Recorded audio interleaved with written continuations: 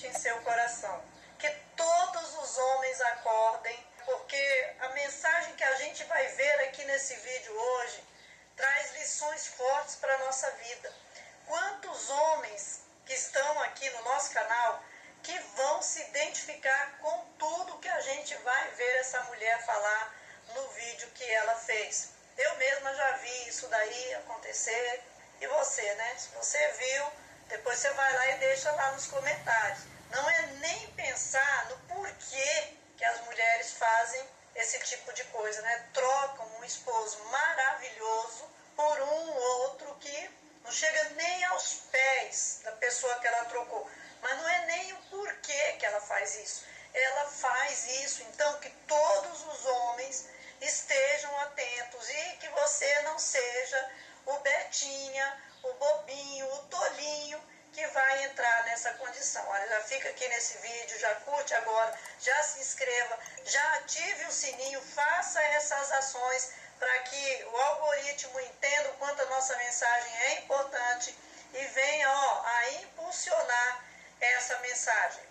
Nós vamos falar aqui nesse vídeo de uma mulher que recebeu uma mensagem, ela recebe mensagens de pessoas contando as suas histórias e ela dramatizou aquela história. Só que eu já vi acontecer até muito pior do que a história que ela conta ali. Então você vai assistir comigo e depois a gente vai fazer alguns apontamentos muito importantes dentro daquilo que ela vai falar. Vamos assistir primeiro. Troquei um marido maravilhoso por um moleque e agora tô colhendo todas as consequências. Gente, eu casei muito novinha. Eu tinha acabado de terminar o ensino médio e eu tava apaixonada pelo meu marido. Ele tava apaixonado por mim, só que ele era mais velho, já tinha terminado a faculdade, tava muito bem encaminhado profissionalmente, também tava começando a investir no próprio negócio, né? E aí eu lembro que a nossa casa, gente, era uma casa assim de boneca, não era muito grande, né? Porque era o que ele podia me dar, mas era linda, todos os móveis planejados, sabe? Tudo perfeito, a vida dos sonhos. Mas sempre tem alguém para estragar essa vida dos sonhos. Eu lembro que daí eu engravidei. Gente, toda semana eu tava fazendo unha, fazendo cabelo, fazendo sobrancelha. Ele fazia questão de me manter numa vida de rainha mesmo. Nunca exigiu que eu trabalhasse, né? Ele pagava uma pessoa para me ajudar semanalmente a limpar a casa. Então eu tinha uma vida assim espetacular. Quando eu engravidei não foi diferente. Ele fez questão de contratar o melhor plano de saúde para que fosse tudo bem na gravidez, né? Meu filho hoje está com 7 anos. Desde que nasceu sempre frequentou as creches mais caras, sabe? Meu marido sempre se esforçou muito. E apesar dele se esforçar muito, trabalhando tanto, né, na onde ele era contratado, quanto investindo no negócio dele, ele era um pai, um marido muito presente. A gente não podia reclamar, né? Sempre saíamos para shopping, para jantar. Ele não era ausente. E um dia nós estávamos conversando, né, sobre a nossa família, tudo. E a gente era muito feliz. Disse que percebeu que estava sendo muito egoísta comigo. E, gente, não. Longe disso, ele era maravilhoso disso. Ele percebeu que estava sendo egoísta, segundo as palavras dele, porque ele já estava fazendo a segunda pós-graduação, né, ele já tinha uma empresa que já estava ficando conhecida no mercado, tanto que ele estava quase saindo do emprego. Ele já estava bem estruturado. Disse que eu também precisava estudar, que eu também precisava me formar, né, ter uma profissão, porque a gente não sabe o que esperar da vida. Uma hora ou outra ele podia, né, enfim, acontecer qualquer coisa, né, eu não ia ter como me virar para sempre. O dinheiro que nós tínhamos guardado não ia me sustentar e nem sustentar meu filho pro resto da vida. Então, ele sugeriu que eu fosse estudar, me deu um tempo para eu pensar, né, qual curso eu optaria, e ele disse que ia custear tudo que eu quisesse fazer. E me deu tempo para pensar. Aí eu comecei a pensar no que eu gostaria de fazer. Gente, eu tinha, assim, muita vontade de crescer profissionalmente, porque eu tinha uma vida de princesa mesmo. Mas, assim, eu comecei a me lembrar das coisas que eu queria fazer quando eu estava no ensino médio, né? Sabe, quando todo mundo conversa o que quer ser depois que termina na escola, eu comecei a me lembrar. E eu, né, notei que eu sempre tive uma paixão muito grande por cozinha. Então, ele me apoiou super, eu me matriculei no curso de gastronomia. Nesse curso de gastronomia, quando eu estava ali no terceiro mês, mais ou menos, tinha um... Gente, terceiro mês mais ou menos. Aqui eu já quero dar uma pausinha. Gente, no terceiro mês, 3 meses.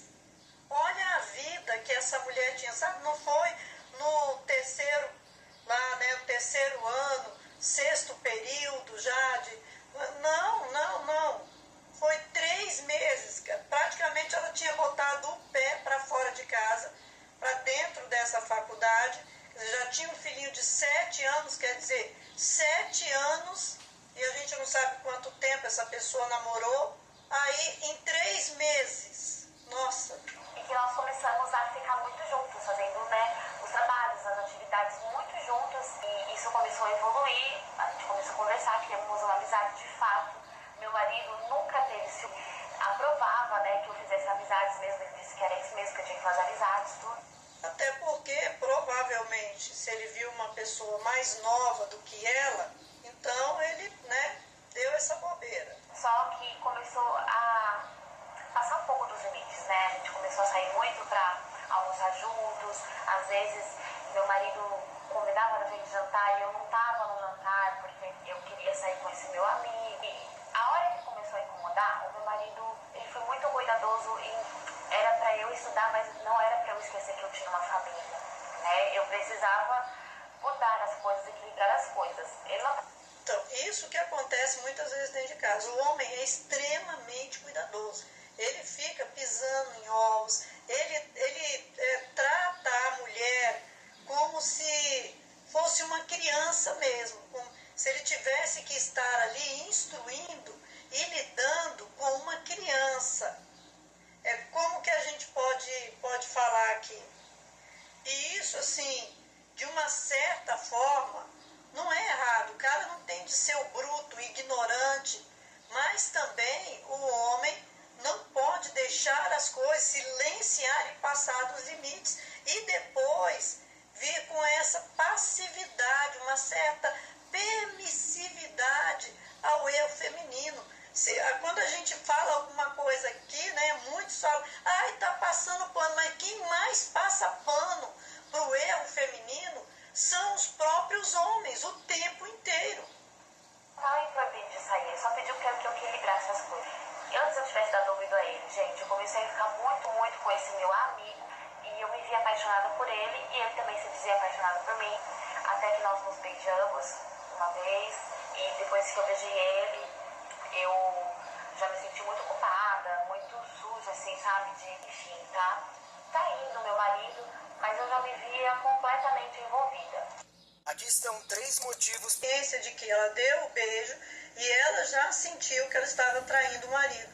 Mas eu já lidei com mulheres, né, orientei, auxiliei mulheres que beijaram outros homens, que chegou a sair, que chegou a ir para um lugar com outro homem e depois não conseguiu fazer, né, foi embora, voltou para casa e continuou vivendo com aquele homem, um cara super legal, marido, gente boa demais da conta, nunca contou para ele o que ela fez e isso foi traição. E ela disse que não foi traição, porque ela só beijou, ela não chegou a fazer, sabe? Mas ela esteve com outro homem. Se fosse só um beijo, estava muito errado. Se fosse uma aproximação, se fosse um contato visual, dependendo do contato visual, já estava errado.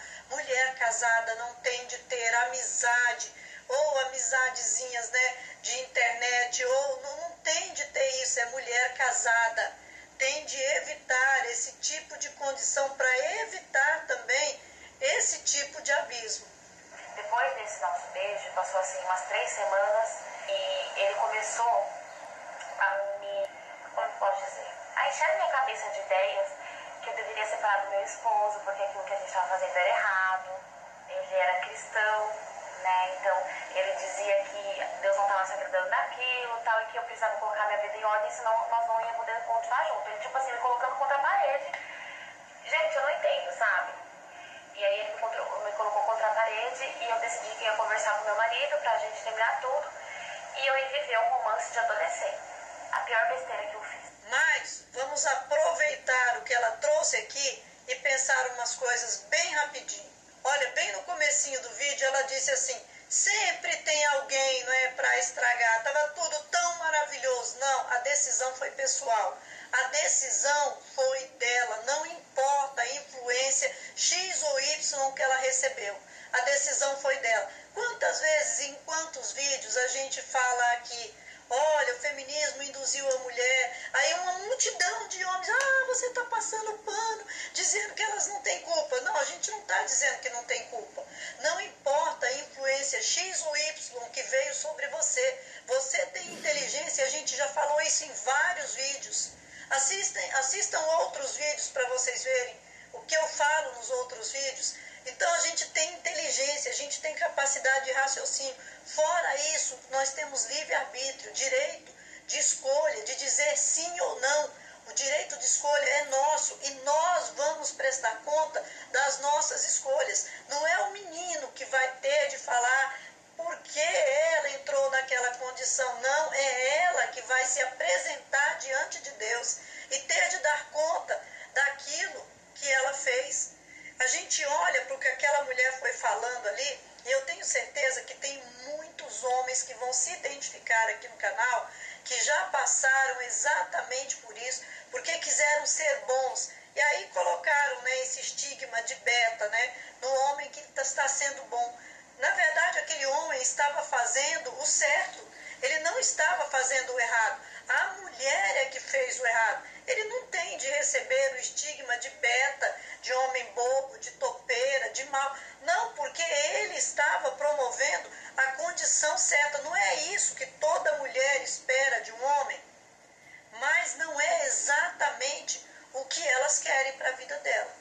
A cobrança delas e a vida sem limite e a montanha russa leva a mulher para situações onde depois ela vai se arrepender terrivelmente, porque as consequências vêm, que é o caso do que essa mulher que deu essa história deve estar passando na vida delas. Quantos homens formam as mulheres, valorizam as mulheres, incentivam as mulheres? Diz que o feminismo surgiu para trabalhar a valorização da mulher, para a mulher, né, aprender a impor e buscar que o homem a valorize, para o homem aprender a valorizar a mulher. O homem nunca precisou do feminismo para aprender a valorizar a mulher. Toda a vida o homem tem incentivado e valorizado a mulher em tudo aquilo que a mulher deseja, que ela quer. O homem está ali incentivando, e por isso hoje é que a gente tem tantos homens traumatizados, porque o homem faz o bem, aí ele recebe o estigma de Betinha, quando ele estava certo, e a mulher, o que ela foi? Perversinha? Malvadinha? Qual é o nome que se dá para a mulher que pega um homem bom e deixa ele em frangalhos, traumatizado, destruído e depois ainda socialmente estigmatizado? Ela fala assim que o marido dela não tinha ciúme. Olha, essa condição aí, né, o cara liberal, né, o cara que aceita, não, isso é falta de percepção da realidade, falta de percepção da maldade que pode estar em todas as pessoas. Quantas criancinhas são malvadinhas já desde criança? Agora imagina se a mulher, então, existe esse endosso masculino, o homem passar a mão, sabe, diminuir, maquiar os erros femininos, não querer ver, porque existe uma condição de falta de percepção, mas existe também uma condição de não querer enxergar, e essa é a que pega a maioria dos homens, e também silenciar quando percebem que a mulher está fazendo coisas que não deve fazer. Se a cabeça do homem tem de ser Cristo, Cristo deixaria isso passar? Qual seria a condição de Cristo como marido? Por isso que a palavra de Deus diz que o homem tem de ser o cabeça da mulher, como Cristo é o cabeça da igreja.